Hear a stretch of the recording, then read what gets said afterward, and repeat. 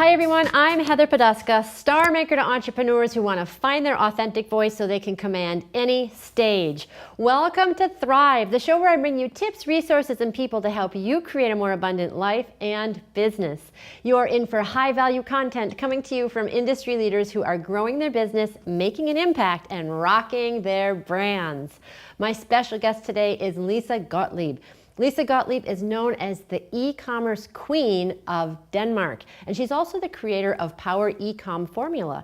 As a marketing expert, entrepreneur, best-selling author, speaker, and coach, Lise shares her proven strategies with self-motivated, disciplined, hardworking people to help them attain a holistic lifestyle that includes personal and financial independence. Lise's 43 books, over 300 articles, business coaching, and health and diet products stem from her true life story. After successful sales careers at Oracle and Deloitte Touche, she developed a thyroid disease, which inspired her to write a self-help book on the topic to help others facing health challenges. Her latest works include PowerEcomFormula.com, AwesomePaleoDiet.com, and you can find her at LiseGottlieb.com. Welcome, Lise. It's so great to have you here. Thank you very much, Heather. You are so accomplished. My goodness, 43 books. Yeah. Wow. How do you find the time to do that with all of the marketing and coaching and diet and health improvements that you've been making? Yeah, I think I have a great team. So I have a very good team that I have been working with for quite a long time, and they are very skilled and they're very good at what they are doing. So when I come up with the ideas, they help me to process them.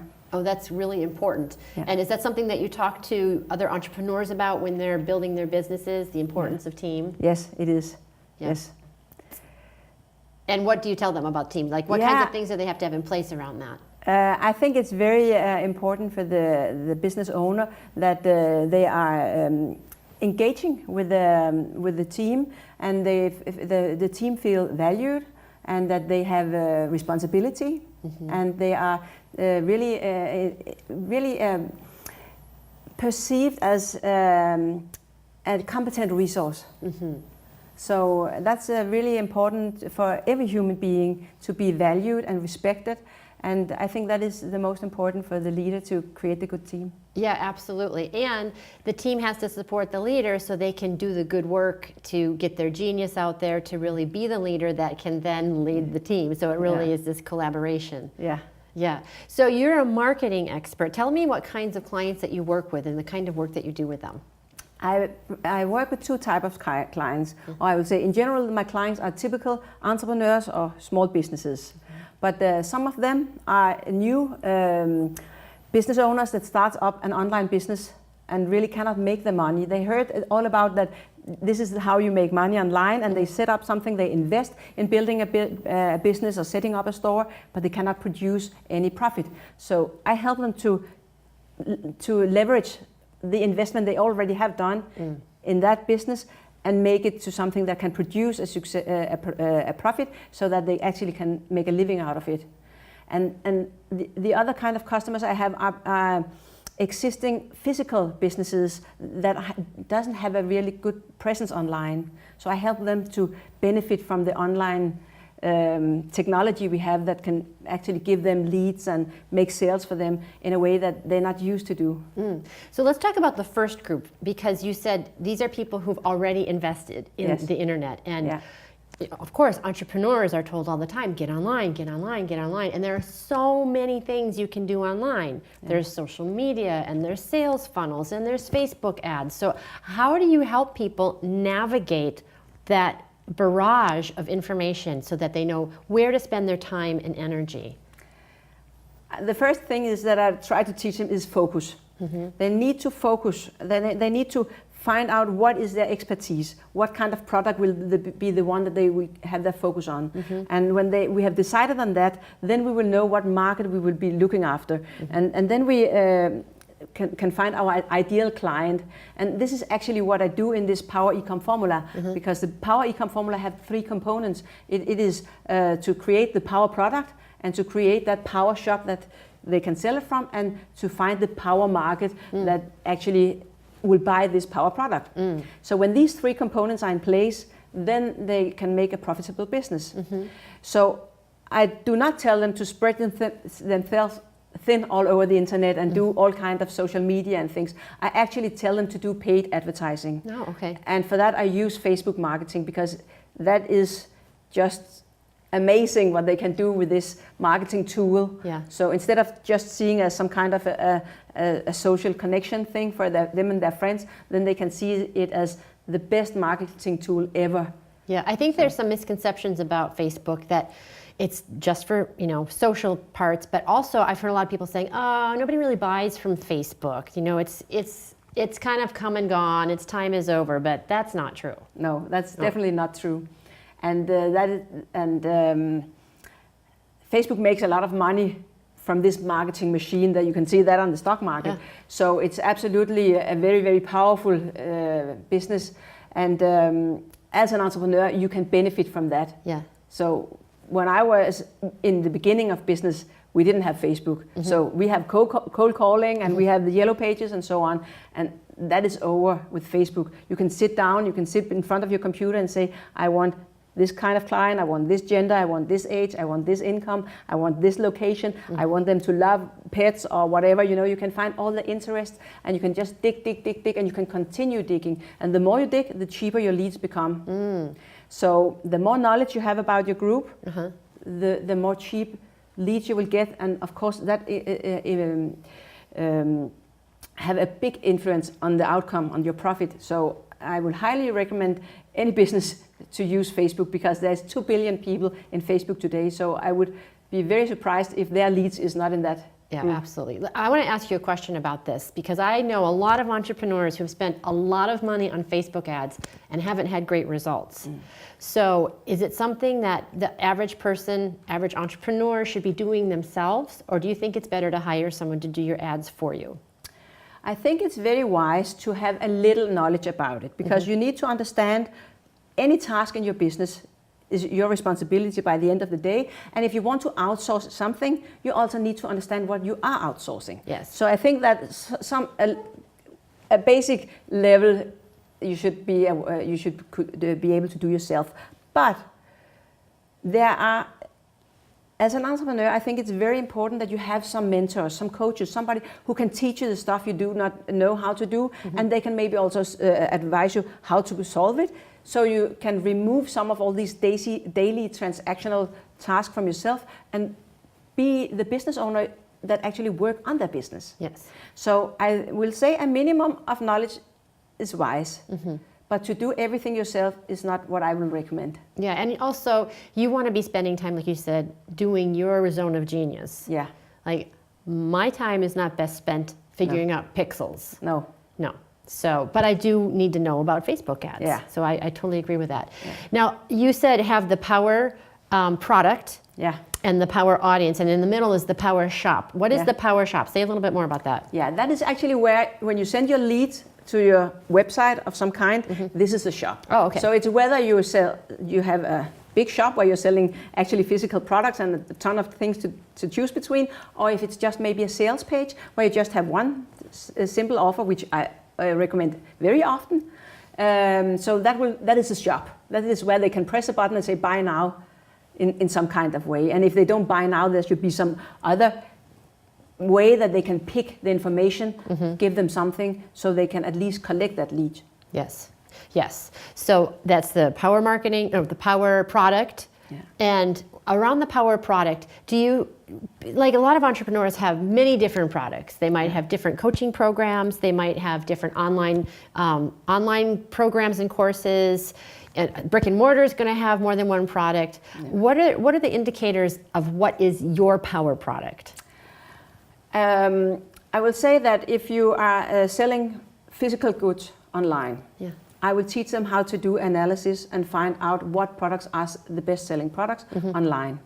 And we will copy from the best in the world. Yeah. And I will teach them how to find them and how to copy them, how to source it, and how to handle it. So that is a part of what I do with how I succeed with the e-commerce clients.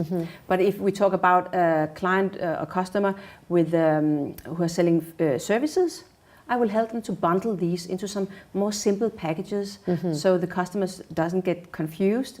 And maybe if you wanted to take them in one direction and you give them an offer, you might have some variation of that offers in different price range, but still something like the same. If I should give an example, it could be that if you want to learn Facebook advertising, I can sell you a packet for $5,000, and somebody will move backwards and say that's too expensive. So I will give them another offer where I can teach them to do Facebook ads for maybe $200. So that is what I mean. So then you position yourself as the Facebook advertising expert, but you have different programs. Right. And that's all about branding too. It's really positioning yourself and being known for one thing. Yeah. One thing fundamentally. And then, I always talk about branding as having the trunk of the tree. You have to get the tree and the roots. And after you have the tree and the roots, then you put the branches on. And I think a lot of people get that shiny object syndrome where they're like, I'm going to do this and I'm going to do this. And then you confuse your audience. Yes. And it doesn't flow. Like from what you're saying, then the profits don't flow. Yeah, I totally agree, 100%. Yeah. So you've worked in a lot of different places. Yes. And I think you told me you're in Dubai? Dubai? Yeah. Yeah. So what do you do there? Who are your clients there? Yeah, I don't do it anymore. Oh, okay. But I have had investment company where we created investment funds, and we did some in Dubai. Oh, nice. Yeah. Nice. And you do some work in the United States as well? Yes, I have clients here as well. And where do you, in Boston or? No, because I work online, so they can actually be from everywhere. Oh, okay. And when I do marketing, I do it all over the United States. That's right. So, but I know that some places, United States is more used to e-commerce and to buy things online than other English-speaking countries. So it's a very nice market for me to work with, because I know that the clients there, they are very keen on e-commerce. So what about the brick and mortar? Because we talked about the online businesses using Facebook ads and having their shop. And what about brick and mortar? What do they need to know about getting online? Especially, I think sometimes older generations too, who maybe have not been online in the past, and it's intimidating to make that leap. Yeah. What do you talk to them about? I usually talk with them about, I look at their website before we have much conversation, just to understand where they are and so on. But often their website is maybe pretty old. Yeah. And it's maybe more like a business card where they just have their information about telephone address and stuff like that. So I try to talk with them about what is important for them. It's important if you are a local business that local businesses can find you. So it's very important to be in Google. So I will help them to be positioned on the first page of Google. So if you are a local whatever dentist, or if people write dentist and you are in Dallas, then you want to be on page 1. So is that the SEO? Is it different from SEO? It's a little different, because it's also just about the data. The data Google has about your business needs to be absolutely correct. If there is some inconsistency within different of these, they call data aggregators, but then they hold the data that Google is asking, what data do you have, what do you have? They have 52 or something like that. They look into like the yellow pages and other. If there's inconsistency, then you drop. Then they think that you are not trustable or reliable, because here it says you live in this address and here it says this one. So then you have to be consistent in all these data, and people don't know about this, not at all. So, and they don't know where to look. So it's very simple to do, but you need to know that it has to be done. So yeah, and as you're saying that, my mind is just going, because I don't want to spend my time doing that. No. I don't want, so that's why it's important to have somebody that does know how to do that. Yeah. And that's probably a big differentiator for people who stand out when they start to get that online traction. Yeah. And what most people does, they are not on page 1, because there is only place for 19 or 20 URLs here on that page. So what they do is they buy Google Ads. And then they come and say, we don't get anything out of our Google Ads. But that's the only way they can get on page 1 in Google. That's by paying. So, and that is what we help them with. So just to be there in a you can say, natural way. Yeah. And spend their ad money in another place. Yeah. So I know that you do more than marketing as well. You have some other interests in health and happiness. So talk to us a little bit about how you really got interested in that. I know I read in the bumper that you had an issue with your thyroid. Yeah. I think that I like to look at it in a more holistic perspective. Yeah. And I think that the basic for all happiness, that is health. Yes. So I'm very interested and concerned about the health, because on top of that we can build the wealth. We cannot do it the other way around. Yes. So I'm very, it takes a lot of my mind, and I'm very occupied with the things that goes around eating well and exercising and sleeping and your mental stage and all that kind of things. So that's why I wrote the book Happiness, because this is some small things that everybody can do in their daily life and actually be more happy.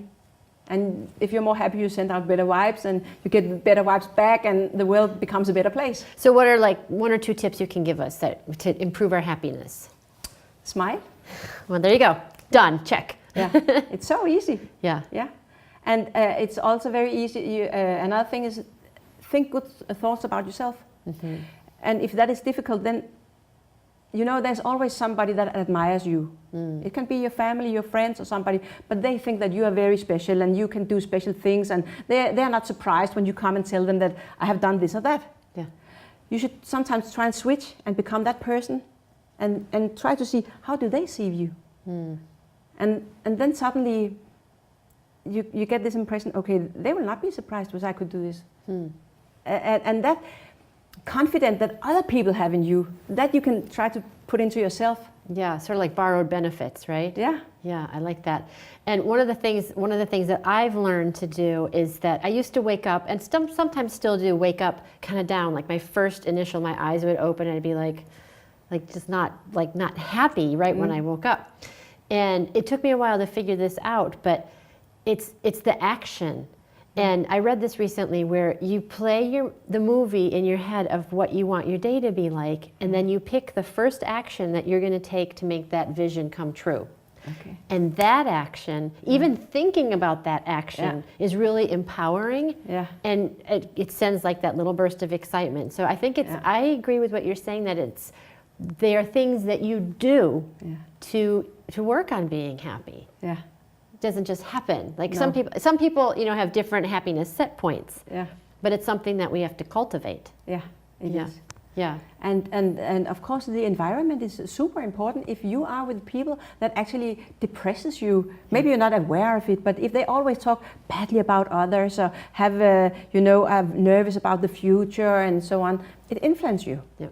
So it's very important to be surrounded with people who give you some, you can say, good vibes and have a positive mindset, and if they don't have, you can maybe influence them and try to spread out some good. But if you feel you keep on going, getting back negative feedback, then you have to move.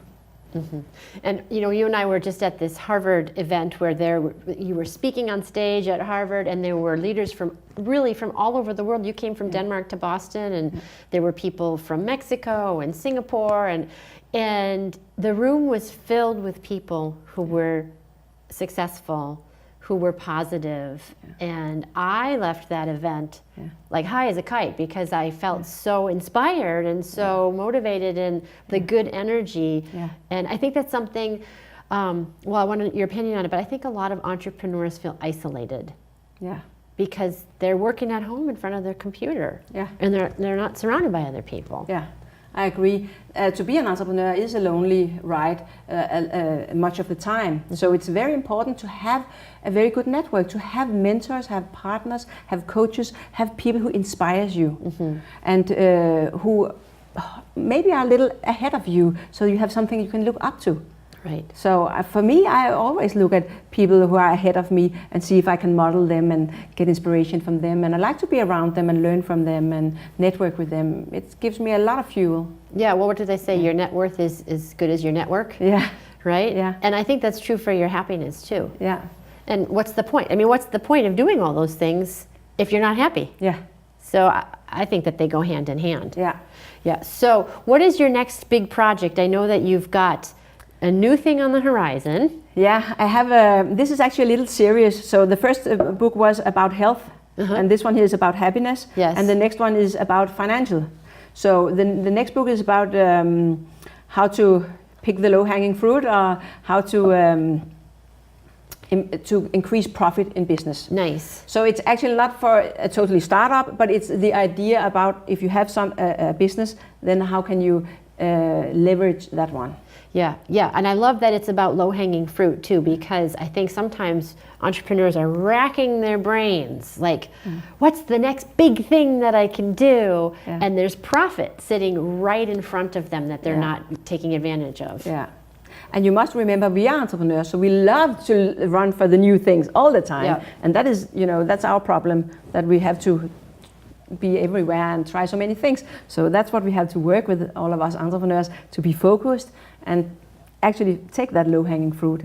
Yeah, absolutely. So that's really exciting. So you have a new book coming out soon. Yeah. You've written, did I say 43 books? Yeah. 43 books, a book on happiness, and an accomplished speaker. And I'm so grateful that you're here today, because you're here from Denmark, and I just was able to snag you right before you went back, and to share with our audience all your insight. And thank you so much for helping the entrepreneurial community to understand really how to make more money, because there are a lot of entrepreneurs out there that they're giving it their best shot, and they're not. Yeah. So we need people like you. So thank you so much for that. And thank you for being here today. And one last question. Yeah. What does it mean to you to thrive? It means to shine and be happy what you're doing, and live a life that you really value and appreciate. Yeah. So actually where you are the best. Yes. I love it. Yeah. To live your best life. Yeah. Yeah. I love that. And that's what you do, and you're a great example for everybody. So thank you so much for being here. I really appreciate it. Thank you so much, Heather. It has been a pleasure to be here. Thank you. Thank you. And thank you to all of you as well. And as always, until next time, here's to hitting all your high notes, everybody. Take care. Bye-bye.